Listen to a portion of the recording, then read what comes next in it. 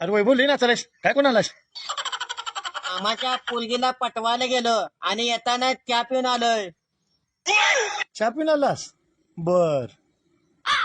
तुम्हाला चहाची तलब आली तर तुम्ही काय करू शकता? मला चहाची तलप आली की नाही तर मी पुरी बघायला जातो.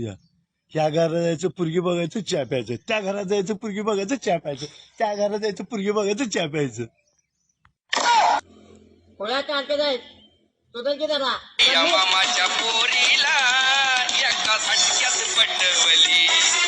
या मामाच्या पोरीला एका झटक्यात पटवली.